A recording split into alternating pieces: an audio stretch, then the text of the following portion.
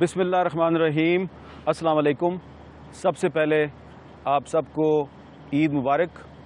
ایک طویل وقفے کے بعد اسلام آباد سے میں آپ کی خدمت میں حاضر ہوں۔ اس وقفے میں کیا ہوا، بہت سی کہانیوں کا آپ کو پتہ ہے، اور جو باقی کہانیاں ہیں وہ شاید عید کی خوشیوں اور پاکستان کے مستقبل سے زیادہ اہم نہیں ہیں۔ تو عید کی خوشیاں ہیں، تو ان عید کی خوشیوں میں آج ہم یہ گفتگو کریں گے کہ اگلے ایک سال کے بعد جو ایک اور عید آئے گی، تو اس ایک سال کے اندر جو پاکستان کا مستقبل ہے، جو پاکستان کے عوام کے مسائل ہیں، یہ کم ہوں گے، زیادہ ہوں گے، عید کی خوشیاں بڑھیں گی، کم ہوں گی۔ تو اس موضوع پہ ہم بات کریں گے، اور ہمارے ساتھ موجود ہیں جناب سینیٹر پرویز رشید صاحب، وفاقی وزیر اطلاعات و نشریات، جناب سینیٹر فرحت اللہ بابر صاحب، پیپلز پارٹی کے سینئر رہنما، اور جواد احمد صاحب کو ہم نے آج دعوت دی ہے، جو سنگر بھی ہیں لیکن ایک سماجی کارکن بھی ہیں۔ بہت شکریہ جواد صاحب۔ بہت شکریہ جی۔ لاہور میں ہمارے ساتھ موجود ہیں محترمہ آسمہ جہانگیر صاحبہ، تعارف کی محتاج نہیں ہیں، سپریم کورٹ بار کی سابق صدر ہیں۔ پرویز صاحب اگر آپ اجازت، بابر صاحب، تو آسمہ بی بی سے میں گفتگو کا آغاز کروں، کیونکہ وہ ذرا لاہور میں بیٹھی ہوئی ہیں، بتائیں گی کہ عید کی جو خوشیاں ہیں وہ اگلے ایک سال میں کم ہوں گی، زیادہ ہوں گی۔ تو آسمہ جہانگیر صاحبہ، عید کا موقع ہے، میں آپ سے یہ جاننا چاہتا ہوں کہ ایک سال بعد آپ کو کیا نظر آ رہا ہے کہ اگلی عید تک پاکستانی عوام کے مسائل کم ہوں گے، زیادہ ہوں گے، ہماری خوشیوں میں اضافہ ہوگا یا کمی ہوگی؟ دیکھیں، میں تو کوئی اتنا ریپڈ کوئی چینج نہیں دیکھ رہی ہوں جی، ظاہر ہے پریشانی آج بھی ہے اور پریشانی اگلی عید پہ بھی ہوگی۔ لوگ پریشانی سے نہ صرف معاشی طور پہ مگر سیکیورٹی کی پریشانی، لوگوں کو جابز بھی مل رہے ہیں، وہ ایک سال میں تو نہیں حل ہوں گے۔ اور معذرت کے ساتھ ہم بالکل جمہوری قوتوں کے ساتھ ہیں، مگر جمہوری نظام تب اچھا لگتا ہے جب اس کے ساتھ گورننس بھی بہتر ہو۔ یہاں پہ مجھے گورننس جو ہے وہ اتنی ٹھوس نظر آ نہیں رہی ہے۔ اچھا جی، پرویز رشید صاحب، اگلی عید پر بھی ہم یہی سنیں گے کہ گورننس اچھی نہیں ہے۔ پہلی بات تو یہ کہ ہم اسے ایک سال کی عید تو نہ کہیں۔ ہاں، 62-63 سال پاکستان کی عمر ہے، اور 62-63 عیدیں ہم نے دیکھی۔ ان 62-63 عیدوں میں کچھ 30 سے زیادہ عیدیں جو ہیں وہ پاکستان نے آمریت کے سائے تلے گزاری۔ اب ان 30 عیدوں کا جو آمریت کے زمانے میں گزری، ان کے اثرات پاکستان میں موجود ہیں، اور وہ ہمارے زندگی کے ہر شعبے کو انہوں نے ڈسا، زندگی کے ہر شعبے میں زہر پھیلایا۔ اب اس زہر کو ختم ہونا، اس کے لیے تریاق کا بندوبست کرنا اور اپنی عید کو حقیقی عید میں تبدیل کرنا، یقیناً اس کے لیے پھر تھوڑا سا وقت تو لگے گا۔ اور میں یہ ضرور کہہ سکتا ہوں کہ پاکستانی قوم جو ہے، اس نے اس ایک سال میں جو پچھلی عید سے اس عید تک کا سفر ہے، اس سفر میں آپ دیکھیں کہ کتنے میگا پروجیکٹس جو ہیں پاکستان میں ان کو شروع کیا گیا۔ تو یہ ہماری قوم کا جو عزم ہے، جو ارادہ ہے، کتنے بہتر سیاسی فیصلے ہوئے کہ خیبر پختونخوا میں ایک سیاسی جماعت کی حکومت ہے، پنجاب میں کسی دوسری سیاسی جماعت کی حکومت ہے، سندھ میں کوئی اور ہے، بلوچستان میں کوئی اور ہے، لیکن پاکستان کا سیاسی نظام جو ہے وہ ایک دوسرے کو برداشت کر رہا ہے، ایک دوسرے کے ساتھ مفاہمت بھی کر رہا ہے، ایک دوسرے کے ساتھ اختلاف بھی کر رہا ہے۔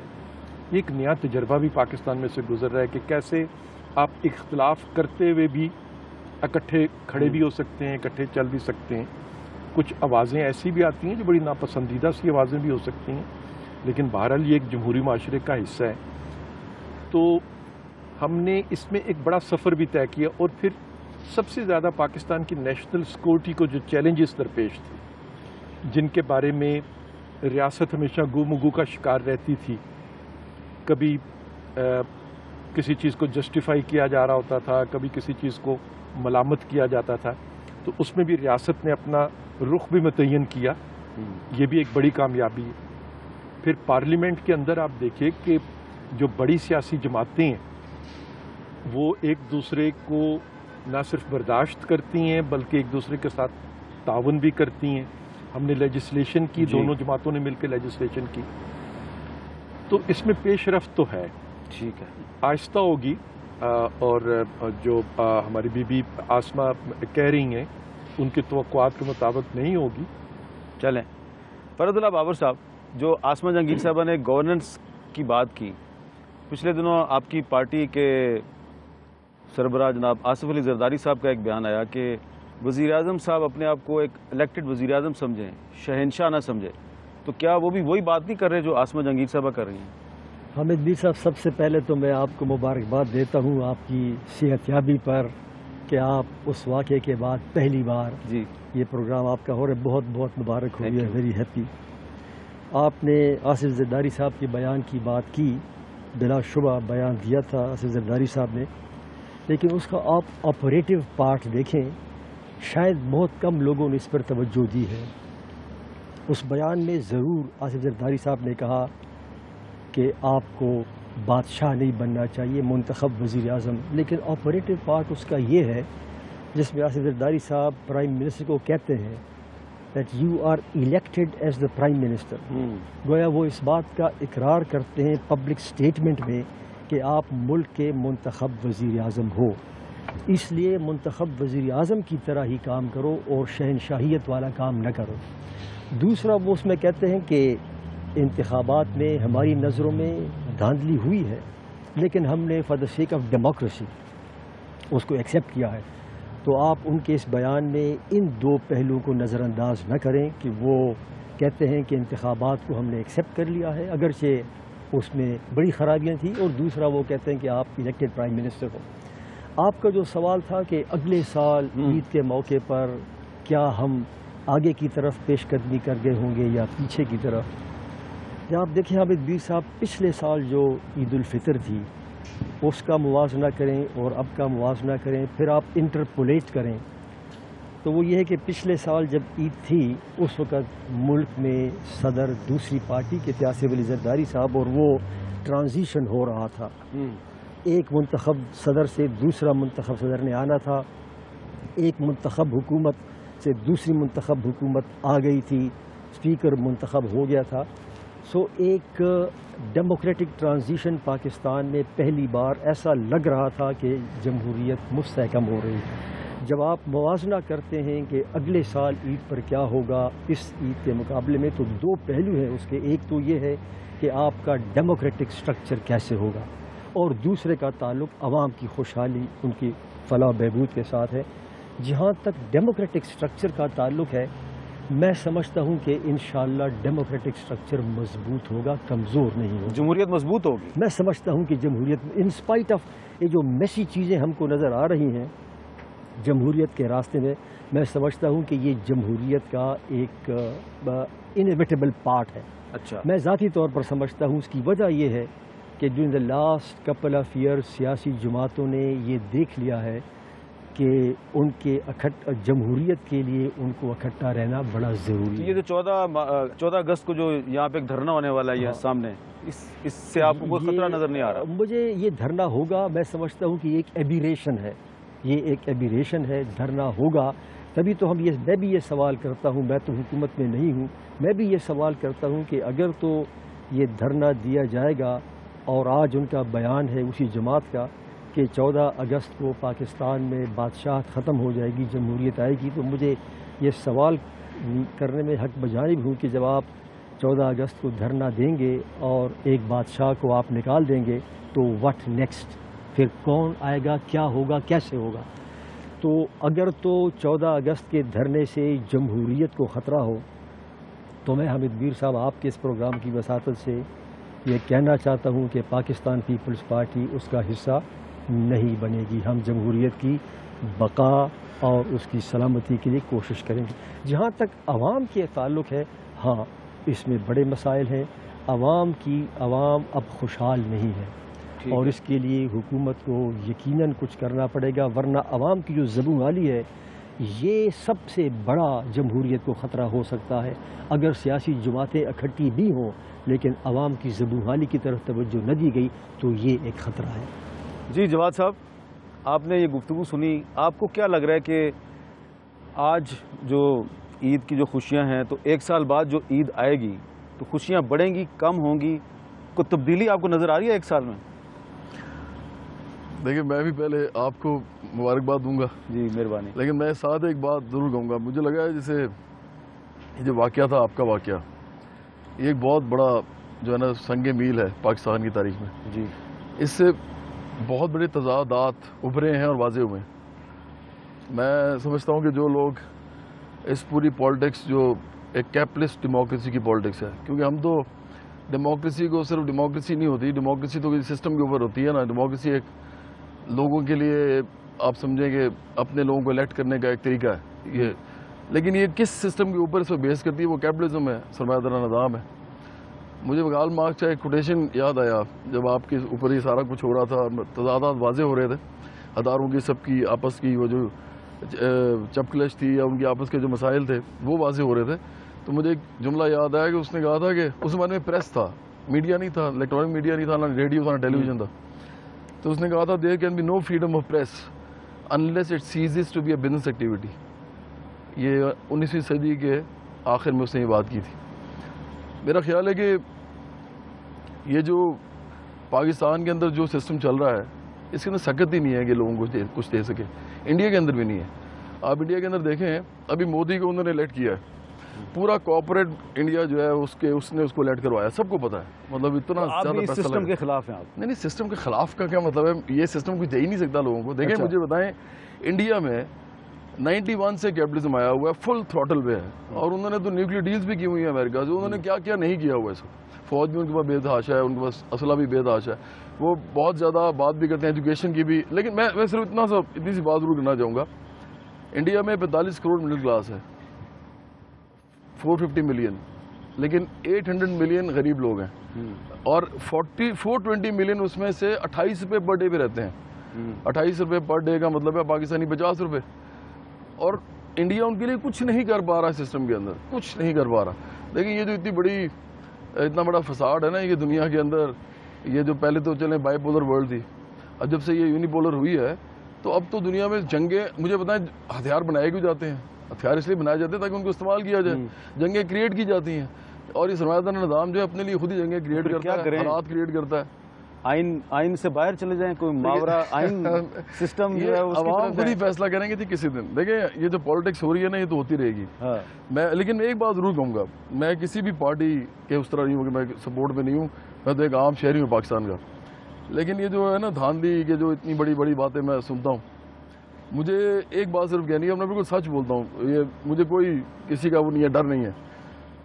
جس دن الیکشن سے 3 دن پہلے ایک جگہ میں بیٹھا ہوا تھا, وہاں کچھ لوگ کام کر رہے تھے, ورکنگ کلاس, لاہور کی ورکنگ کلاس. تو میں نے ادھر 7 لوگ تھے, میں نے ان سے پوچھا کہ کس کو ووٹ دے رہے ہو.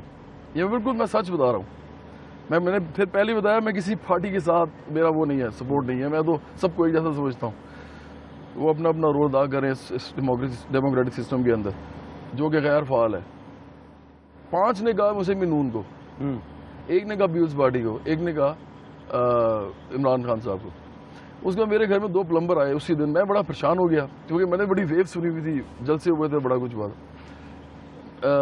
2 پلمبر میرے گھر کام کرنے آئے, تو میں نے ان سے پوچھا یار تم کس کو ووٹ دے رہے ہو؟ انہوں نے کہا شیر کو, دونوں نے. لیکن جو دھاندلی والا معاملہ ہے نا, میں یہ نہیں کہتا کہ مسلم نون آ جائے گی تو وہ جنت بنا دے گی اس ملک کو, میرا نہیں, میں تو کہتا ہوں کہ کوئی بھی نہیں بنا سکتا, میں تو اس مانتا ہی نہیں, یہ بات ہی نہیں مانتا. لیکن میں یہ بتا رہا ہوں آپ کو کہ ایسا یہی ہوا ہے. اور جو دھاندلی والی بات آپ کے خیال میں دھاندلی نہیں ہوئی ہوگی, لیکن جو میں آپ کو بتا رہا ہوں وہ بھی تو میں سچ بتا رہا ہوں نا. ہو سکتا ہے کچھ ہوئی بھی ہو, لیکن انپریسیڈنٹڈ دھاندلی جو کہ پاکستان کے اندر اس نے پورے الیکشن کے رزلٹ بدل دیے. سرمایہ دارانہ جمہوریت سے اپنی تمام تر نفرت کے باوجود یہ کہہ رہے ہیں کہ شیر کو ووٹ پڑا ہے. بالکل پڑا ہے جی, اور اس سے پہلے پیپلز پارٹی کو بھی پڑا تھا. اچھا, پیپلز پارٹی کو بالکل ووٹ پڑا تھا اس سے پہلے. چلیں یہ اور وہ لوگوں کی جو پرسیپشنز ہوتی ہیں, میں وہی کہہ رہا ہوں کہ میڈیا نظام خود پھر پارٹیز کی جو اپنی ان ایفیشنسی ہے یا ان کا اچھا عمل کرنا اپنے 5 سالوں میں نہ کرنا, وہ سارا اس پہ ڈیپینڈ کرتا ہے لوگوں کی پرسیپشن کیا بنتی ہے. اچھا جی, ووٹ دیا ہے. آسما جہانگیر صاحب, آپ نے جواد کی گفتگو سنی ہے, آپ ان سے اتفاق کرتی ہیں؟ مجھے سمجھ نہیں آئی کہ کس بات پہ اتفاق کروں. میں ظاہر ہے اس بات پہ نہیں اتفاق کرتی. میں سمجھتی ہوں کہ جمہوریت جو ہے وہ بلکہ ان جگہوں پہ زیادہ ضرورت ہے اس کی جہاں پہ لوگ جو ہیں ڈس امپاورڈ ہوں. आमरीत में तो उनकी आवाज़ भी नहीं सुनी जाती। और अगर हिंदुस्तान में आज जमहूरियत ना होती तो मेरा ख्याल है ज़्यादा लोग गरीब होते, वहाँ पे हर वक्त खून खराबा होता। ये इनकी बात दुरुस्त है कि मोदी को एक कैपिटलिस्ट क्लास लाई है, मगर वो क्यों लाई है? जैसे फरतुल्लाह बाबर साहब ने कहा कि जमहूरियत के अगर टेंटिकल्स जो होते हैं वो लोगों में होने चाहिए। जो कांग्रेस पार्टी है वो उखड़ गई थी, वो लोगों में मकबूल नहीं रही थी। मेरे हिसाब से हिंदुस्तान में बीजेपी नहीं जीती, कांग्रेस हारी है। और आप देखें कि बहुत सारी रीजनल पार्टीज वहाँ हैं, उन्होंने उनके अपने हिसाब से वो जीती हैं रीजन्स के अंदर। तो कोई इतना भी लंबा वोट लेके बीजेपी नहीं आई है। मगर मैं तो सख्त जमहूरियत की हामी हूँ, मगर मैं समझती हूँ कि इस ट्रांजिशन में दो चीज़ें करनी बहुत ज़रूरी है। एक तो जब आपके पास पावर नहीं है, और मैं नहीं देखती कि हमारी सिविलियन हुकूमत के पास पावर है। अच्छा, अभी हाल ही में हम कराची भी होके आए हैं, तो वहाँ पे लॉ एंड ऑर्डर सिचुएशन ना तो चीफ मिनिस्टर साहब के हाथ में है, शॉट्स जो हैं वो अपना रेंजर्स डीजी प्ले करते हैं, और वहाँ तक किसी की सुनवाई भी नहीं है। तो कोई अगर जाके उनसे कहे तो कैसे कहे कि साहब ये हो रहा है, आप इसको ज़रा देख लें। आप चीफ मिनिस्टर को ज़रूर कह सकते हैं, मगर उन तक नहीं पहुंच सकते। इसी तरह आप बलूचिस्तान में देखें, वहाँ पे लोकल बॉडीज़ इलेक्शन तो हो गए, मगर चीफ मिनिस्टर के अपनी जगह पे जहाँ से वो खुद इलेक्शन लड़ते हैं, जो लोकल बॉडी के इलेक्शन लड़के लोग आए उनको किडनैप कर लिया गया, और उन्होंने आके तौबा तहाइफ करके उन्होंने कहा जी हम कोई इलेक्शन विलेक्शन के साथ नहीं हैं। फिर आप देखें कि यहाँ पे भी जिस तरह आप देख रहे हैं हालात चल रहे हैं कि एक प्रोपेगेंडा होता है, हमें पता होता है कि ये प्रोपेगेंडे की हवाएं कहाँ से आ रही हैं। उसको बीट करने के लिए बजाय इसके कि PMLN अपने आप को आइसोलेट करे, जो मैं समझती हूँ वो अपने आप को कर रही है, कि उसकी फर्स्ट लाइन ऑफ डिफेंस उसकी अपनी पार्लियामेंट होती है। अगर वो पार्लियामेंट में ही नहीं प्राइम मिनिस्टर इतने शौक से जाएंगे और लोगों से मिलेंगे तो उनकी फर्स्ट लाइन ऑफ डिफेंस तो गई। फिर सियासी कुव्वतें होती हैं, फिर उनकी अपनी पार्टी होती है, और सबसे ज़्यादा ज़रूरी है कि वो लोगों के साथ कम्युनिकेट करें। हामिद मीर साहब, यहाँ पे हमारे मुल्क में एक ऑपरेशन हो रहा है जिसके जो हमें मजबूरन करना पड़ा। मैं इस ऑपरेशन के हक में नहीं हूँ, मगर मैं समझती हूँ ये एक ऐसा ऑपरेशन है जो करना ज़रूरी था मजबूरन जी। मगर ऑपरेशन से तो सिर्फ चीज़ें नहीं जाती हैं ना, जहनियत बदलने के लिए कौन सी सियासी पार्टी, हमारी लीडर जो हैं, जो इलेक्टेड लीडर हैं इस वक्त, जो हुकूमत में हैं, उन्होंने क्या आके पब्लिक के साथ कम्युनिकेट किया, कोई ने बताया, कुछ कहा। IDPs आप कहते हैं कि IDPs का हाल है, IDPs तो कोई जाके मिल नहीं सकता। हमारे सुप्रीम कोर्ट बार के सदर ने बाकायदा इजाज़त मांगी थी कि एक टीम जा सके, तो उनको जवाब आज तक नहीं आया है। बगैर बताए आप चले जाएं, और आपको पता वहाँ सिक्योरिटी की क्या हाल है, और आपको ये भी पता है कि अगर वैसे ही कोई हादसा हो जाए तो फिर और मुश्किल आ जाती है जी। तो मैं आपसे, और हम इंटरफेयर भी नहीं करना चाहते, एक सेंसिटिव वो ऑपरेशन है, खामखा जाके सिविलियंस इंटरफेयर करें। तो ये कोई तो इनको चाहिए था कि लोगों के मिलते, लोगों से बात करते। टीवी पे कितनी दफ़ा आके बात की है, किसी को कुछ पता है वहाँ पे क्या हो रहा है? हमें वही पता है जो हमें बताया जाता है, हमें तो नहीं पता वहाँ पे क्या हो रहा है। हमारी जिंदगी का ये मामला है, ये आर्मी का तो काम नहीं है हमसे कम्युनिकेट करना, ये तो हुकूमत का काम है हमसे कम्युनिकेट करना। चले, हुकूमत के तर्जमान बैठे हुए हमारे परवेज़ रशीद साहब, बहुत से सवालात आसमा जहांगीर साहब ने सामने रखे हैं आपके, तो इन सवालात का जवाब परवेज़ रशीद साहब देंगे, लेकिन एक वक्फा, और वक्फे के बाद दोबारा मिलते हैं।